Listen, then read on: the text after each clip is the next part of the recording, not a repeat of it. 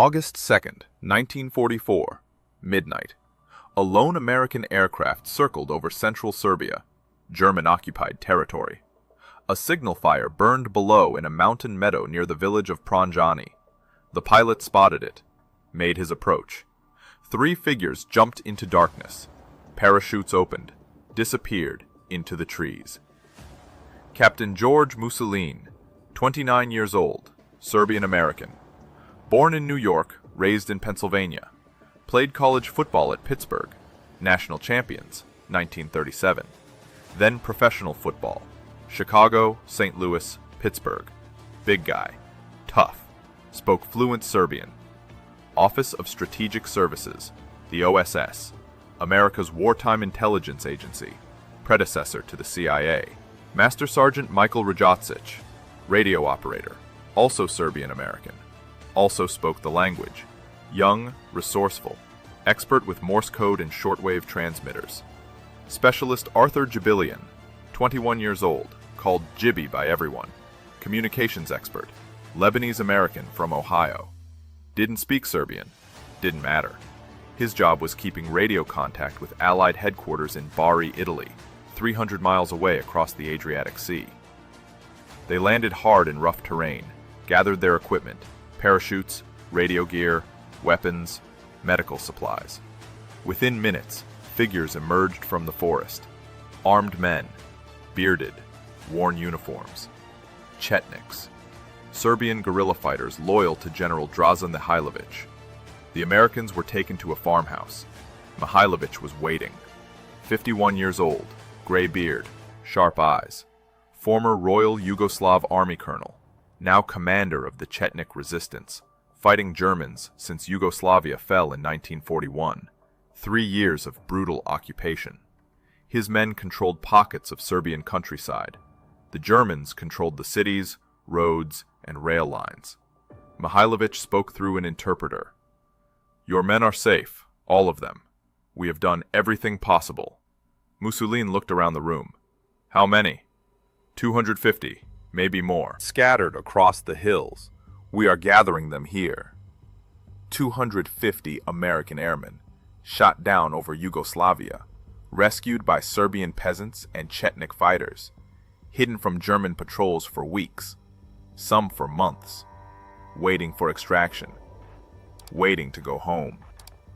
This was Operation Halyard, the largest rescue of Allied airmen in World War II history, and it almost didn't happen. 6 weeks earlier, late June 1944, 15th Air Force Headquarters, Bari, Italy. Lieutenant Colonel George Krager reviewed intelligence reports. American bombers had been flying missions over Romania for months, targeting Ploiesti oil fields, Hitler's primary fuel source. The raids were devastating Nazi petroleum production, but the cost was staggering. Ploiesti was 1,500 miles round trip from Italy. The route crossed Yugoslavia, German-occupied, crawling with anti-aircraft batteries and Luftwaffe fighters. Dozens of American bombers were being shot down every week. B-24 Liberators, B-17 Flying Fortresses. Each carried 10 crew members, pilots, navigators, bombardiers, gunners, engineers. When a plane went down, survivors bailed out. If they survived the jump. If their parachutes opened. If they weren't shot during descent. They landed in enemy territory. The Germans usually captured them within hours, sent them to POW camps, Stalag Luft 3, Stalag 17B.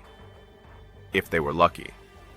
If they weren't, local collaborators turned them over to the Gestapo, or SS units executed them on site. Reprisal for bombing German cities. But intelligence was receiving reports, coded messages from occupied Yugoslavia. American airmen were being hidden by local Serbs, dozens of them, maybe more, protected by Chetnik forces, General Mihailović's men. The problem was political. Britain had supported Mihailović early in the war, sent liaison officers, weapons, supplies. But by 1944, British policy had shifted. Winston Churchill now backed Josip Broz Tito, communist partisan leader, Croatian, Moscow trained. The British believed Tito was fighting Germans more aggressively than Mihailovich. Churchill cut off support to the Chetniks, ordered British missions withdrawn, pressured America to do the same. Washington followed London's lead. President Roosevelt trusted Churchill's judgment on Balkan affairs. American liaison officers were pulled out of Mihailovich's territory in May 1944. The general was left isolated. No Allied support, no weapons, no recognition. Just his men and the Serbian peasants who supported him.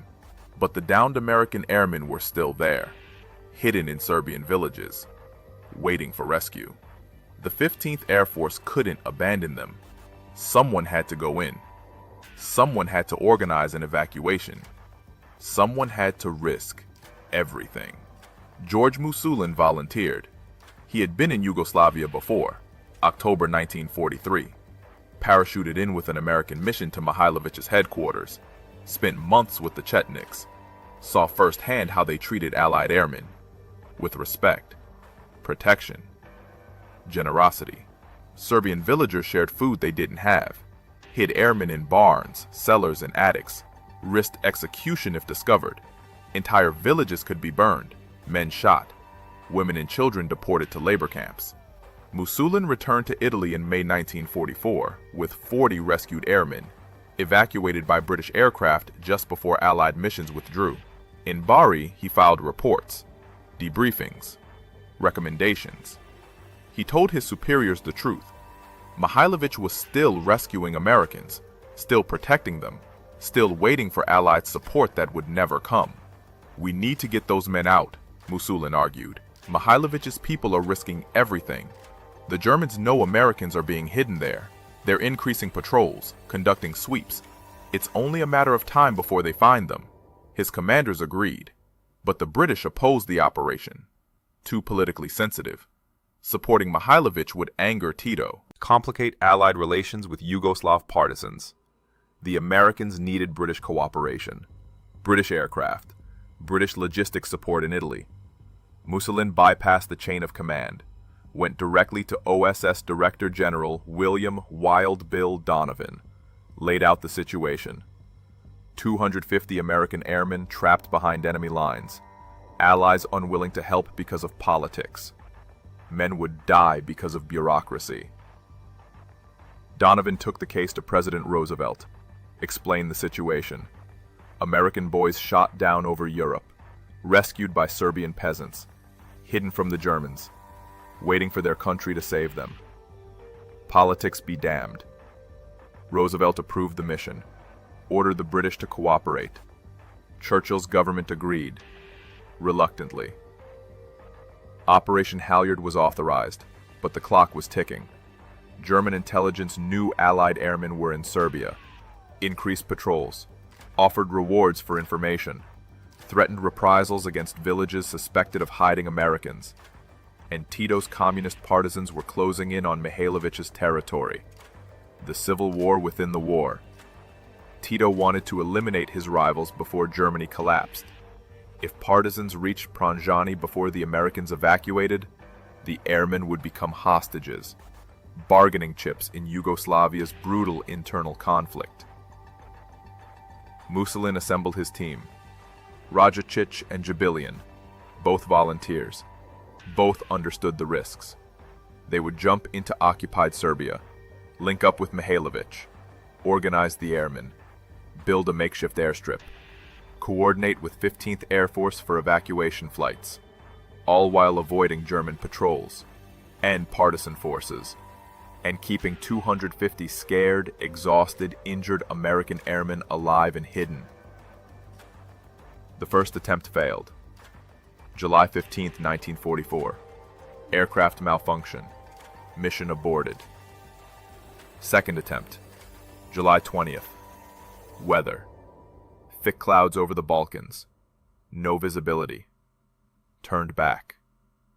Third attempt. July 28th. Navigation error. Wrong coordinates. Pilot couldn't find the signal fire. Circled for an hour. Too dangerous to jump blind. Returned to Italy. Mussolini was furious. Every day increased risk. Every delay gave Germans more time to find the airmen. Every postponement lowered morale among the men waiting in the mountains. Fourth attempt. August 2nd, 1944. Perfect weather. Clear skies. Accurate navigation. Signal fire visible from miles away. Mussolini, Rajacic, and Jibilian jumped at midnight. Landed safely. Made contact with Chetniks within minutes. Reached Mihailovich's headquarters by dawn. The general greeted them with relief. "Your men are ready. We have been waiting." Mussolini surveyed the situation. More than 250 airmen. Some walked in on their own after being shot down. Others were brought in by Chetnik escorts. Serbian villagers risked everything transporting Americans through German checkpoints, disguised as peasants, hidden in wagons under hay and potatoes, carried through forests at night. The airmen were exhausted, scared, many injured from bailouts and crash landings, burns, broken bones, shrapnel wounds. Chetnik medics did what they could with limited supplies. Serbian families shared what little food they had. Bread, goat milk, plum brandy, the local rakia, strong stuff. It kept morale up. But time was running out. A German garrison was stationed at Kachak, 20 miles southeast. Luftwaffe airfield, fighter planes, reconnaissance aircraft. If Germans spotted evacuation operations, they would scramble fighters, strafe the airstrip, attack transport planes. Everyone would die. And there was another problem, the terrain. Central Serbia was mountainous, heavily forested, no flat ground for landing aircraft. Transport planes needed at least 600 yards of clear, level runway, preferably more. The area around Pranjani had nothing like that. Mihailovich's solution was ingenious and desperate. Build a runway, by hand, using peasants with axes, shovels, and oxen. Clear trees. Level ground. Compact earth. Create a functional airstrip in the middle of enemy-occupied wilderness, without heavy equipment, without engineers, without time. Can it be done? Mussolini asked. Mihailovich smiled. It will be done. My people have survived worse. Hundreds of Serbian villagers went to work, men, women, and children, cutting trees, pulling stumps, hauling rocks, smoothing dirt, compacting ground, building an airstrip from nothing, in occupied territory, while German patrols searched the hills, while partisan scouts watched from a distance, while 250 American airmen waited for salvation that might never come. August 5th, 1944, dawn. The airstrip at Pranjani was taking shape, 600 yards long, 40 yards wide, carved from wilderness by hand. Serbian men swinging axes, women hauling rocks, children carrying buckets of dirt, oxen pulling stumps from the ground. Everyone worked. No one rested. Captain Nikola Vrkic supervised construction. Engineer, former Royal Yugoslav Army officer, now Chetnik. He measured distances by pacing, checked levels by eye. No surveying equipment, no blueprints, just experience and desperation. The runway had to be flat enough for landing, strong enough to support 15-ton aircraft, long enough for takeoff with a full load of passengers. The Germans were 20 miles away. Patrols searched the hills daily. Reconnaissance flights crossed the area regularly. Any sign of unusual activity would trigger an investigation. Wehrmacht troops, SS units, Gestapo interrogators. The consequences would be catastrophic. Mass executions, villages burned, everyone involved killed. So the Serbs worked at night, lanterns shielded, voices hushed. When German planes flew over during the day, villagers herded livestock onto the airstrip, made it look like a pasture, cows grazing, sheep wandering. Just farmers tending fields, nothing suspicious. George Mussolini watched the progress, impressed, concerned. The runway was almost ready, but coordination with Italy was complicated, radio communication unreliable, weather unpredictable, German air patrols constant, And the airmen kept arriving, more than 250 now, scattered in villages throughout the region. First Lieutenant Richard Fellman, B-24 bombardier, shot down in April 1944, injured during bailout, rescued by Serbian peasants, hidden in a barn for 2 months. Second Lieutenant Nick Petrovich, B-17 tail gunner, Serbian-American from Chicago, spoke the language, helped translate for other airmen. Staff Sergeant Tony Orsini, radio operator, New York, Italian-American, Brooklyn accent thick as concrete. The stories were similar. Flying bombing missions to Ploesti, anti-aircraft fire, flak, engines hit, fire, bailout, parachutes opening, landing in mountains, not knowing where they were, not knowing if they'd be captured or killed. Then Serbian villagers appeared, old men, women, children, offering help, food, shelter, safety, despite the risks, despite German threats, despite certain death if discovered. One airman landed in a field near Takovo. A Serbian farmer found him, took him home, fed him, hid him in a cellar. The farmer's wife gave him civilian clothes. His daughter brought water and bread daily. The family had nothing, but they shared everything. Another airman, badly burned, was carried 20 miles through mountains by Chetnik fighters, to a doctor, a Serbian physician who treated him without anesthesia, without proper medical supplies, used homemade bandages, plum brandy for disinfection, prayers for healing. The generosity was staggering. Serbia was under brutal occupation, food scarce, resources limited. Punishment for aiding allies was execution. Entire families killed, villages destroyed. Yet thousands of Serbs risked everything to save Americans they'd never met. Muslin understood the pressure. Every day increased risk. Every new airman raised the stakes. If Germans discovered the operation before evacuation began, everyone would die. 500 people, Americans, Serbs, Chetniks, all executed. He radioed Bari, 15th Air Force Headquarters. Captain George Krager received the message. Airstrip ready. 250 plus awaiting evacuation. Advise. Krager coordinated with Bomber Command, C-47 transport planes, Douglas Skytrain, workhorse of Allied logistics, could carry 25 passengers. Needed 600 yards minimum for takeoff, on a good runway, on flat ground, with full power. Pranjani was not a good runway. It was dirt, uneven, surrounded by trees, boxed in by mountains. Landing would be dangerous, takeoff suicidal, especially loaded with passengers. But there was no alternative. The airmen couldn't walk out. Too far. Too many injured. German patrols everywhere. Tito's partisans closing in. If the communists reached Pranjani first, the airmen would become hostages, pawns in Yugoslavia's civil war. The evacuation was scheduled for August 9th, 1944. Night operation. 4 C-47s. Fly in, land, load passengers, take off, return to Italy. Simple plan. Insanely dangerous execution. But August 8th brought a problem. German reconnaissance flights increased. Luftwaffe spotter planes, observing the area, circling, taking photos. They'd seen something, or suspected something. Either way, the operation was compromised. Mihailovich made a decision. Release the livestock, cows, sheep, goats, drive them onto the airstrip, let them graze. Make it look natural. The Germans flew over at noon, saw animals, saw farmers, saw nothing unusual. They left. Midnight approached. The airmen assembled, 255 men. Americans mostly, some British, a few French. They'd been briefed. Keep quiet, stay hidden until the last moment. Board quickly, no luggage, no souvenirs, just themselves. Serbian families gathered, saying goodbye. Emotional, tearful. They'd risked everything for these men.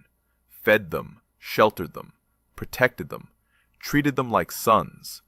Now they were leaving. One elderly Serbian woman hugged an American pilot, kissed his cheeks, pressed a piece of bread into his hands for the journey. He tried to refuse, She insisted, "Take. You will need." A young Serbian girl gave her scarf to a bombardier. "Remember us," she said in broken English. He promised he would. August 9th, 1944. 0130 hours. The sound of aircraft engines. Distant. Growing louder. 4 C-47s approaching from the south, flying without lights. Navigation by starlight and radio beacon. Arthur Jabilian transmitted final coordinates, guided them in. Signal fires lit on both ends of the runway. Dim. Just bright enough to mark the approach. The first C-47 descended. Pilot saw the fires. Lined up. Dropped altitude. Cleared the trees by 20 feet. Wheels touched dirt. Bounced. Settled. Engines roared in reverse thrust. Stopped at the end of the runway. Spun around. Ready for takeoff. Second C-47. Same approach. Rough landing. Stopped. Turned. Third C-47. Fourth C-47. All 4 down. Engines idling. Side doors opened. Crews jumped out. "Load up! Move! Go!" The airmen ran, climbed aboard, packed in tight. 25 per plane. No seats. Sit on the floor. Stand. Hold on to cargo straps. Just get inside. Serbian villagers swarmed the aircraft, saying goodbye, hugging, crying. American airmen leaned out the doors, unlacing their boots, pulling them off, tossing them to Serbian families. Dozens of boots, flying through the air, landing in the dirt, Serbs picking them up.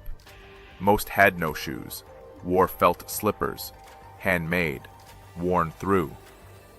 American combat boots were treasures, gifts, payment, gratitude.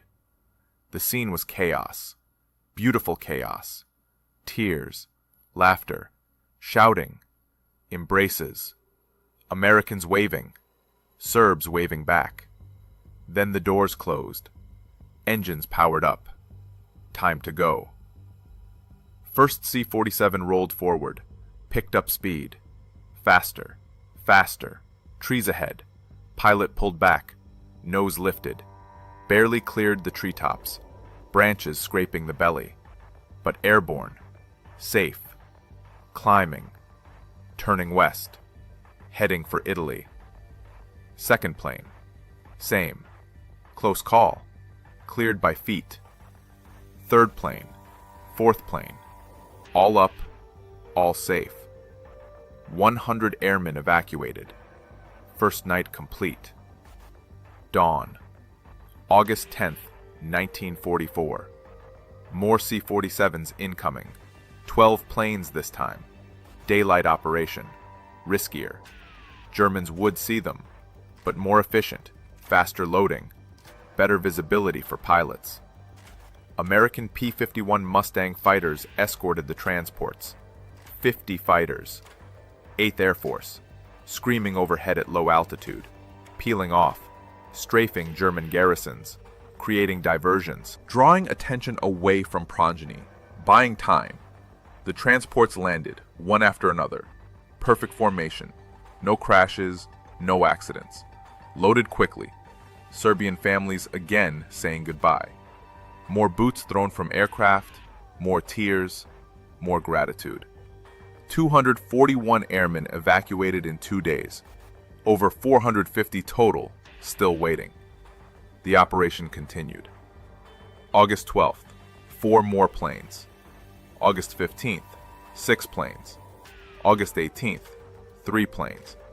Every few days, more evacuations, more rescues, more emotional farewells. But pressure was mounting. German intelligence suspected something. Increased patrols, closer surveillance, Luftwaffe fighters probing the area. And Tito's partisans were advancing, pushing east, closing in on Chetnik territory. Time was running out. Richard Fellman remembered the moment he climbed aboard his evacuation flight. August 27th. He turned to the Serbian family that had hidden him for 4 months, the farmer, his wife, their daughter. He tried to thank them. Words failed. What do you say to people who risked execution to save your life? The farmer shook his hand. Go home. Live. Be happy. That is thanks enough. Fellman climbed aboard, watched through the window as the C-47 lifted off, saw the villagers waving, saw Pronjani disappear below, saw Serbia fade into the horizon. He would never forget. None of them would. By September 5th, 1944, Operation Halyard had evacuated over 400 airmen from Pronjani, but more remained, scattered, hiding, waiting. New airstrips were built, Kocheljeva, Boljanic, deep in Chetnik territory, further from German lines, safer, hopefully. September 17th, Kocheljeva airstrip. More evacuations, more rescues, more gratitude. The operation expanded, changed, adapted, as the war shifted, as Allied armies advanced, as Yugoslavia's civil war intensified. George Mussolini left Serbia on August 29th, replaced by Captain Nick Lalic, another OSS officer. The mission continued under new command. The rescues continued. The risk continued. But so did the determination. Americans wouldn't abandon their men. Serbs wouldn't abandon their honor. And hundreds of airmen owed their lives to both. December 27, 1944. The last evacuation flight. 20 airmen lifted from Boljanic airstrip. The final mission of Operation Halyard. In total, 512 Allied personnel rescued. 432 Americans, 80 others. British, French, Italians, Russians, all pulled from German-occupied Serbia. All saved by Serbian peasants and Chetnik fighters. All brought home alive. The statistics were staggering. Largest rescue of downed Allied airmen in World War II history. 6 months of operations, multiple airstrips, hundreds of evacuation flights.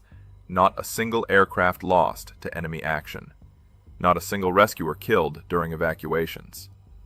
A miracle of coordination, courage, and sacrifice. George Vujnovic coordinated the entire operation from Bari, Italy. Serbian-American, OSS officer. Born in Pittsburgh to Serbian immigrants. Educated at University of Belgrade. When Germany invaded Yugoslavia in 1941, he fled with his wife Mirjana. Budapest, Istanbul, Cairo, eventually Ghana. Then recruited by OSS, sent to Italy, assigned to Yugoslav operations. In summer 1944, Vujnovic learned about downed American airmen hiding in Serbia. Protected by Mihailovic's forces, he conceived Operation Halyard, trained the agents. George Mussolini, Michael Rajacic, Arthur Jabilian taught them how to blend in, tie shoes the Serbian way. Small details, critical details. The operation succeeded because of his planning, his coordination, his determination to bring American boys home. Richard Fellman never forgot, the B-24 bombardier who spent 4 months hidden in a Serbian barn.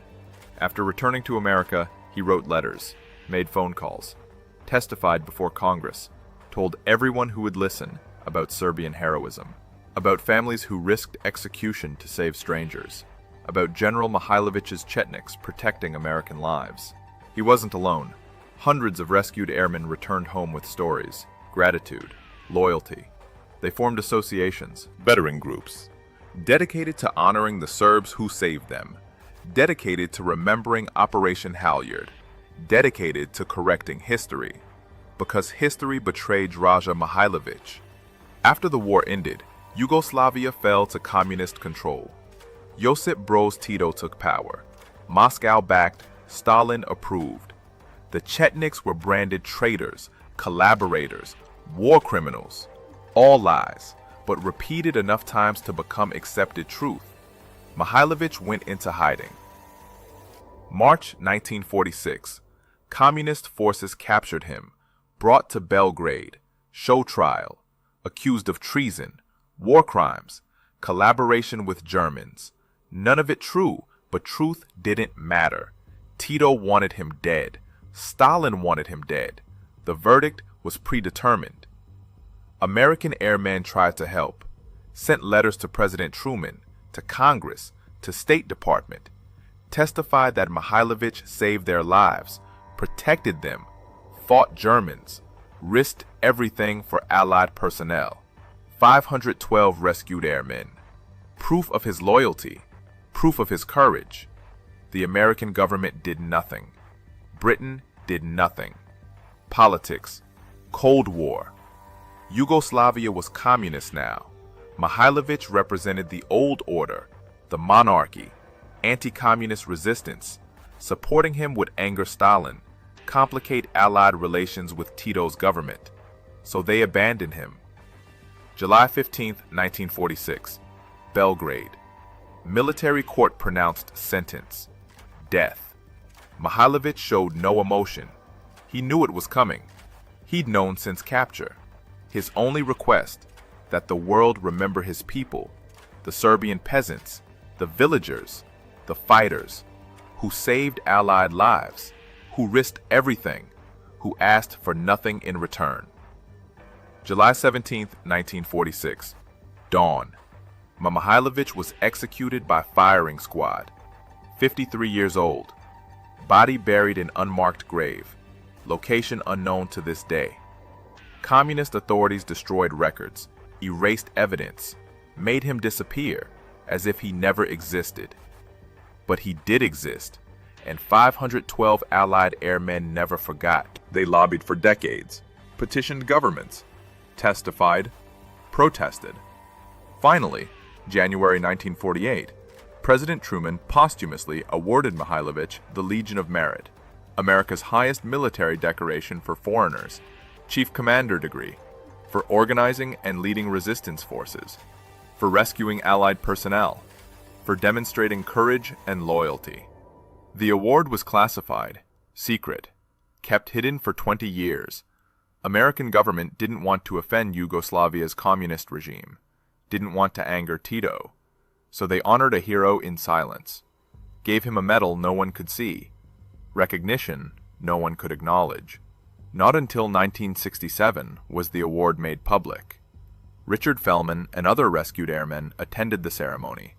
Finally, 21 years after Mihailovich's execution, finally his heroism was recognized, his sacrifice acknowledged, his memory honored. But Serbia still suffered. The villages that helped, the families that risked everything, they received nothing. No compensation, no recognition, no thanks from American government, just memories, and the knowledge that they did the right thing, even when it cost them everything. In 2015, Serbian courts annulled Mihailovich's conviction, declared the 1946 trial unfair, political, a communist show trial with predetermined verdict. The judge emphasized they weren't ruling on whether Mihailovich was a war criminal, only that he didn't receive fair trial. But everyone knew the truth. He wasn't a criminal. He was a hero, murdered for saving Allied lives. Today, monuments stand in Serbia. Pranjani, Boljanic, Kočeljeva, commemorating Operation Halyard, honoring the villagers, the Chetniks, the OSS agents, the pilots who risked everything to evacuate airmen from behind enemy lines. American veterans visit, elderly now, in their 90s, some in wheelchairs. They come to Serbia, to the villages where they hid, to the fields where they were rescued. They hug elderly Serbs, grandchildren of the families who saved them, cry together, remember together. 75 years later, still grateful, still loyal, still brothers. George Musalin returned to America after the war, continued intelligence work, never forgot Serbia. Died in 1987, buried with honors. His legacy? 512 lives saved, Operation Halyard, the mission he commanded, the Americans he brought home. Arthur Jabilian, the radio operator, the youngest member, returned to Ohio, lived quiet life, Silver Star recipient. Died in 2007, remembered as hero, the man who guided planes through darkness, who kept radio contact, who made evacuation possible. George Voinovich, the mastermind, the coordinator, returned to New York after the war, worked for airline companies, mild-mannered businessman. Neighbors never knew he'd organized history's largest airman rescue. Never bragged, never sought attention. Died in 2012, age 96. Bronze Star, Legion of Merit. Remembered by those who knew the truth. And the rescued airmen.